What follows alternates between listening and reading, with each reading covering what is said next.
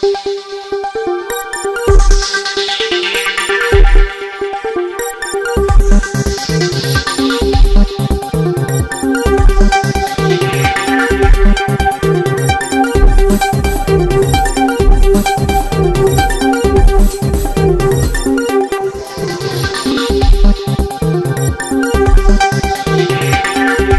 आपको मैं ये बताना चाहता हूँ कि ये आपका विकास नहीं बल्कि ये आपका विनाश मॉडल इन्होंने बनाया है। 7 लाख लोग अगर आप देखेंगे, एक फैमिली में अगर 7 मेंबर हो तो कम से कम यहाँ से 1 लाख फैमिलियाँ धारावी में से बेघर होने का उनके ऊपर संकट मंडरा रहा है। तो फिर हम क्या करें? क्योंकि ये नेता हमेशा अपने भाषणों में बोलते रहते हैं कि धारावी करो का पुनर्वसन धारावी में ही होगा। तो हमारा सवाल उनसे है कि जब आप ये कहते हो कि धारावी का पुनर्वसन धारावी में होगा, तो फिर 14 अक्टूबर के दिन जो आपने जीआर निकाला, जो आपने कैबिनेट में एक नोट पास की, उसमें आपने देवनार डंपिंग ग्राउंड की 125 एकड़ जगह ये धारावी करो के पुनर्वसन के लिए अदानी को देने का काम किया। आपने न्यूज में देखा होगा, देवनार ही नहीं, मलाड मालवनी की 195 एकड़ 195 एकड़ लैंड इन्होंने धारावी रिडेवलपमेंट के लिए देने का काम किया। क्या बता? तो जब ये नेता आपके बीच में आएंगे अलग अलग पार्टी के, मैं पार्टी जब बोलता हूँ तो मैं ये बता रहा हूँ कि ये जो सरकार है, आज जो सरकार बैठी है, उस सरकार में भाजपा भी शामिल है, उस सरकार में शिंदे गुट के लोग शामिल हैं, शिंदे गुट का सीएम है, अजीत दादा गुट है। तो ये गुट के लोग जब आपके पास आएंगे, आपको बोलेंगे कि धारावी करो का धारावी में ही पुनर्वसन होने वाला है, तब आप उठकर सवाल पूछना चाहिए कि जब आप ये कहते हैं कि धारावी करो का पुनर्वसन धारावी में होने वाला है, तो फिर आपने डंपिंग ग्राउंड की जगह क्यों ली? आपने मलाड मालवनी की जगह क्यों ली? पिछले 6-8 महीनों में ये सरकार के माध्यम से धारावी करो के लिए पुनर्वसन के लिए लगभग 1500 एकड़ जमीन अदानी को दी गई। आप अदानी को 1500 एकड़ दीजिए या 15,000 एकड़ दीजिए, उससे हमको कोई मतलब नहीं है, पर हमारा सिर्फ एक ही मकसद है कि धारावी का प्रत्येक व्यक्ति, प्रत्येक फैमिली को उसका घर उसको उसी सेक्टर में मिलना चाहिए, वो दुकान उसको उसी सेक्टर में मिलना चाहिए, ना कि उसको इनके हिसाब से ऐसा है कि धारावी के लोग कचरा है, कचरे में रहते हैं, गरीब है, इनको यहाँ से उठाओ दूसरे कचरे में डालो। जब मैं बहुत बुजुर्गों के साथ मिल रहा हूँ, 50-50, 60-60 साल, 70 साल के बुजुर्गों से मिल रहा हूँ, तो उनसे मुझे पता चला, उन्होंने मुझे कहा कि जब धारावी में हम लोग आए थे, हमारे गले तक दलदल हुआ करता था, हम दलदल में जाकर भरनी डाल के आज ये धारावी को हमने धारावी बनाया। आज धारावी सोने की चिड़िया बन गई है, धारावी के बगल में बीकेसी है। तो जिस धारावी को दलदल से आज सोने की चिड़िया बनाने का काम जिसने किया, ऐसे लोगों को इस धारावी में घर देना चाहिए कि कोई बिल्डर आता है बाहर से और उस बिल्डर को यहाँ पे घर देना चाहिए? तो ये सरकार पूरी तरह से बिकी हुई है, ये सरकार अदानी के हाथों बिकी हुई है और अदानी को इसका फायदा देने में लगी हुई है। हम आरोप करते हैं कि जब महाविकास आघाड़ी की सरकार थी, आपको याद होगा एक नारा बहुत फेमस हुआ था जब ये सरकार हमारी महाविकास आघाड़ी की गिरी थी, 50 खोके एकदम ओके। वो 50 खोके मतलब क्या था? एक एमएलए को 50-50 करोड़ में खरीदने का काम जो हुआ, और वो जो पैसा आया, वो पैसा कहीं ना कहीं हम आरोप लगाते हैं कि इसी माध्यम से आया था। और ये सरकार गिराने का षड्यंत्र गुवाहाटी में हुआ, गुवाहाटी से फिर ये लोग वापस आकर यहाँ सरकार बनाई। सरकार बनाने के बाद इन्होंने अगर कोई पहला काम किया, क्योंकि अगर आप पैसा लोगे तो रिटर्न भी देना पड़ता है, तो अगर इन्होंने कुछ काम किया तो धारावी के लिए एक विनाश मॉडल बना के दिए। आज ये सर्वे का नाटक चालू है, आप देखे होंगे, आपके एरिया में शायद अभी तक आए नहीं है, मैं नहीं देख रहा हूँ यहाँ पे, आएंगे आपके पास भी। जब आएंगे तो आप खड़े रह के विरोध कीजिए। विरोध क्या, इतना तो पूछना जरूरी है कि हमारा घर हमको कहाँ मिलेगा, ये तो पूछना आपका अधिकार है ना, या नहीं है? नहीं है। या ये सरकार तय करेगी आप डंपिंग ग्राउंड में रहेंगे या मल मांडवनी में जाएंगे? इतना ही नहीं, आपके लिए जहाँ नमक बनता है बम्बई में, वडाला हो, नाहूर हो, भांडुप हो, कांजूर हो, मुलुंड का डंपिंग ग्राउंड हो, माइक नहीं है तो मुलुंड का डंपिंग ग्राउंड हो, तो ऐसी जगहों पे हमको ढकेलने का ये प्रावधान कर रही है। तो मेरा आप लोगों से एक सवाल है, क्या आप तैयार है डंपिंग ग्राउंड जाने के लिए? नहीं, आपको घर कहाँ चाहिए? जो जगह है हमारी वहीं पे चाहिए। अरे इतना धीरे से बोलेंगे तो जरूर भगा दे। जहाँ जहाँ है हमारी, हमको वहीं चाहिए। आपको अपना घर कहाँ चाहिए? आपको अपना घर कहाँ चाहिए? धारावी में चाहिए। इतने जोर से बोलना पड़ेगा क्योंकि ये लड़ाई आपके और हमारे घर की है, आपके और हमारे अस्तित्व की है, और ये जो बच्चे हैं, आने वाला जो भविष्य है उसकी है। क्योंकि ये भविष्य के बच्चों में, इनको आने वाले समय में बम्बई में जो महंगाई जिस रफ्तार से बढ़ रही है, घर खरीदना कितना महंगा होगा। आज हमारे झोपड़ों की कीमत 30 से 35 लाख रुपया है, और अगर बिल्डिंग में हम घर देखने जाएंगे तो 50, 60, 70 लाख रुपया है। तो हमारे घर की कीमत ये लगाने वाले कौन होते हैं, हमको यहाँ से भगाने वाले कौन होते हैं?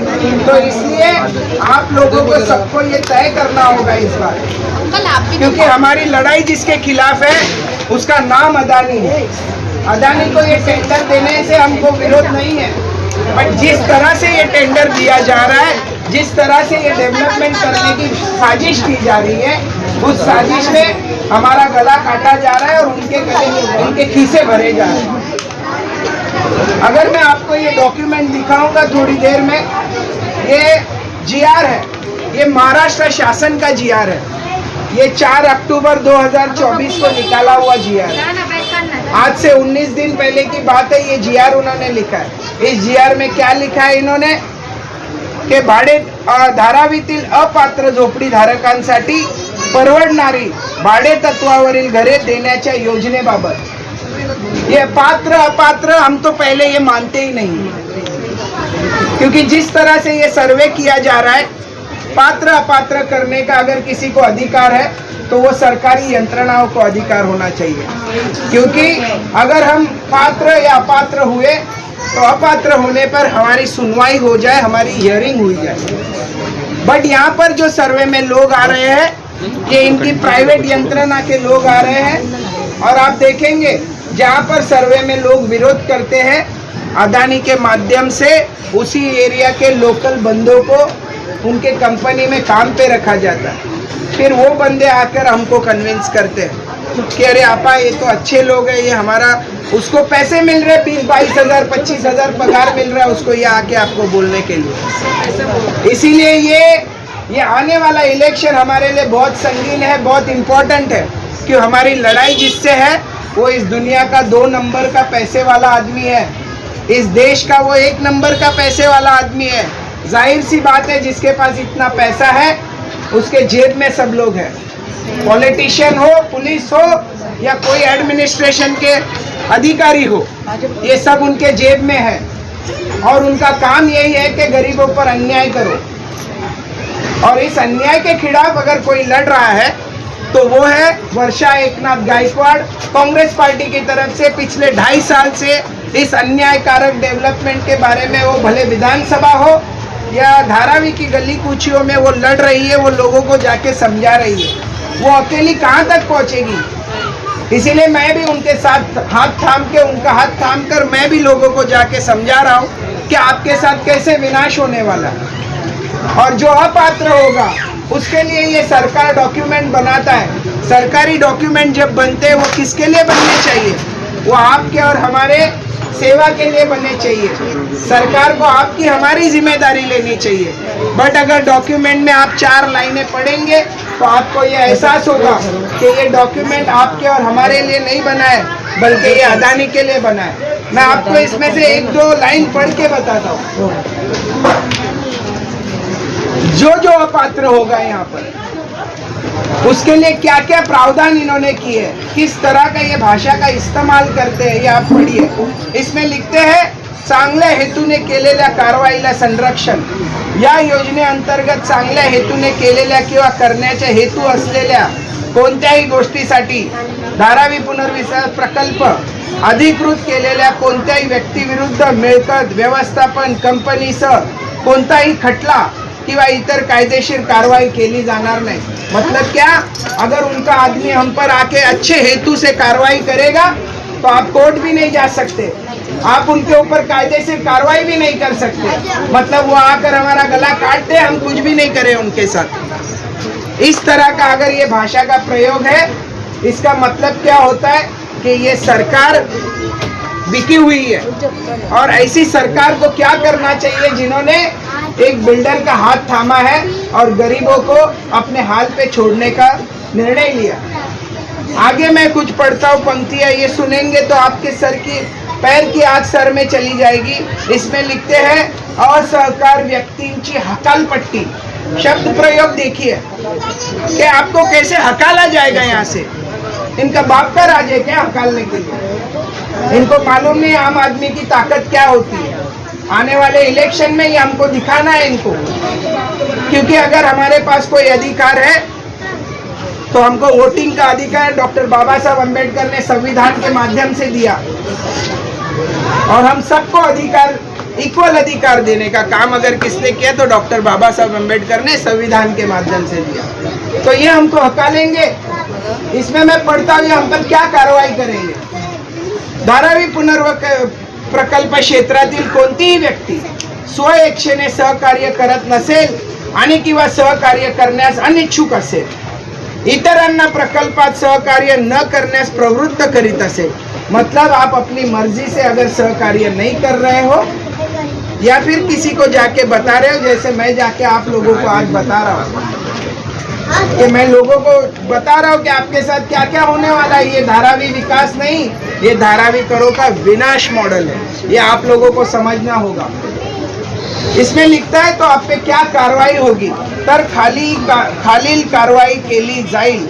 विशेष हेतू कंपनी यांना अशा व्यक्तीच्या अनिच्छुक वर्तनाबद्दल सूचित करेल।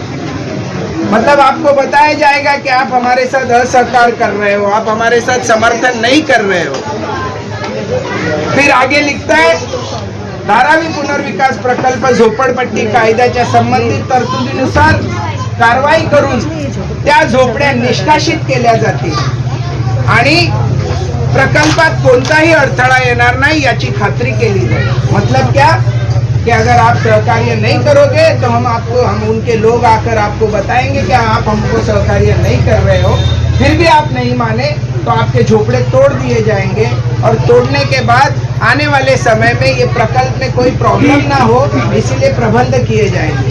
तो मतलब क्या, वहाँ पे पुलिस यंत्रणा लगा दोगे, वहाँ हमारे घर के आस तोड़ने के बाद उधर आप नहीं जा सकते, आप कुछ नहीं कर सकते। उसके आगे वो क्या कहता है, अशा झोपड्या निष्कासित केल्यानंतर असहकारी व्यक्ती धारावी पुनर्विकास प्रकल्प आणि या योजनेअंतर्गत कोणत्याही लाभासाठी अर्ज करण्यास पात्र ठरणार नाही। मतलब क्या, अगर एक बार उसका जो घर तोड़ दिया तो जो असहकार कर रहा है व्यक्ति उसको इस धारावी पुनर्विकास प्रकल्प में कोई लाभ मिलेगा नहीं, वो पात्र नहीं रहेगा। तो आप अगर ये डॉक्यूमेंट देखेंगे, ये डॉक्यूमेंट बनाता कौन है? ये शासन बनाता है। शासन की जिम्मेदारी किसके प्रति होनी चाहिए? आपके और हमारे प्रति होनी चाहिए, सामान्य जनता के प्रति होनी चाहिए।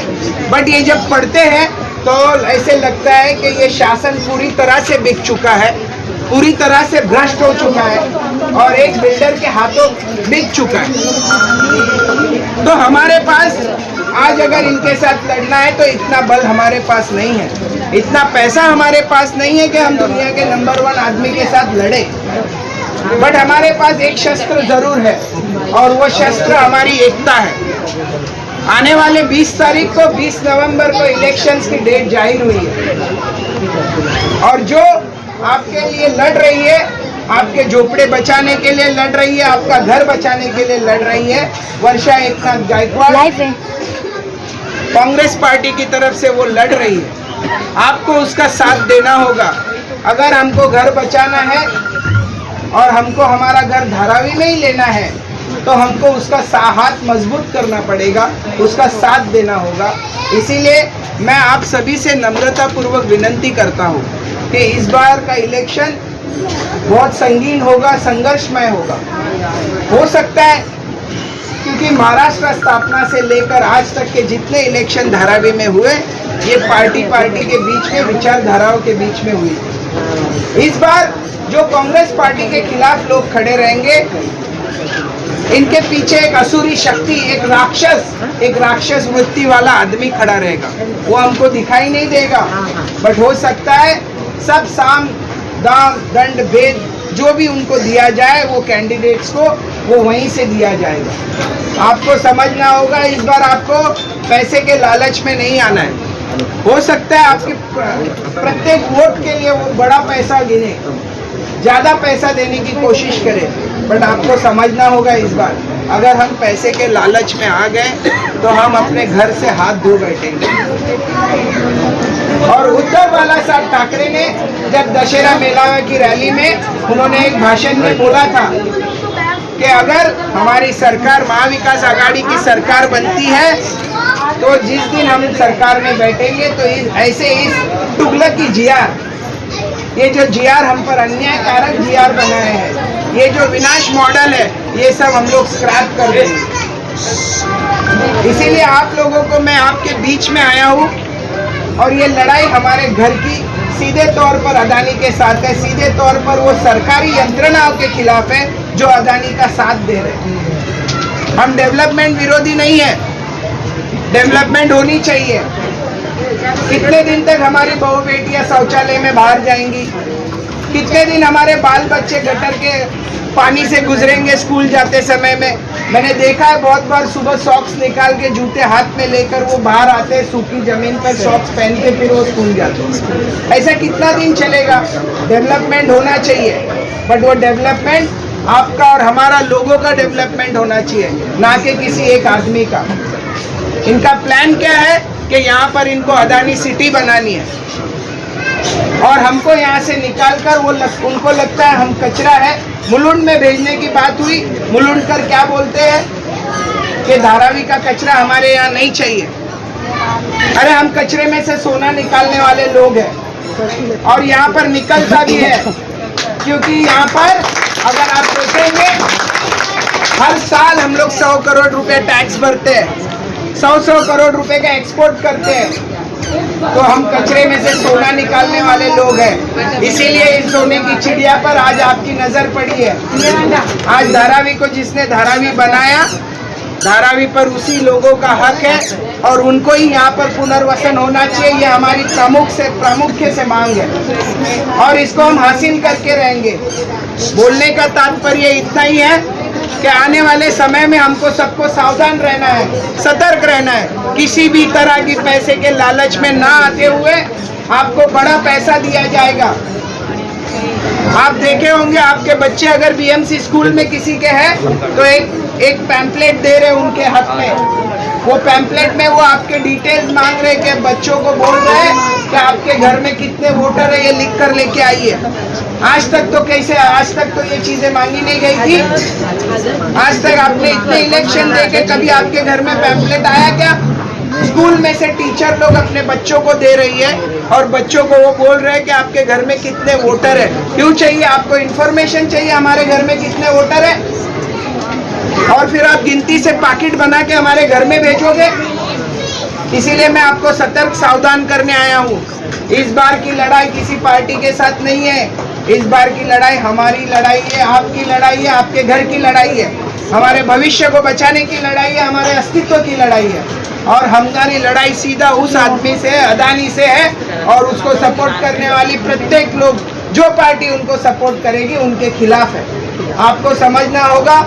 इतना ही मैं कहता हूँ, यही रुकता हूँ। आपको किसी भी तरह के सवाल होंगे तो आप मुझसे पूछ सकते हैं। धन्यवाद। जय हिंद, जय भारत, जय हिंद।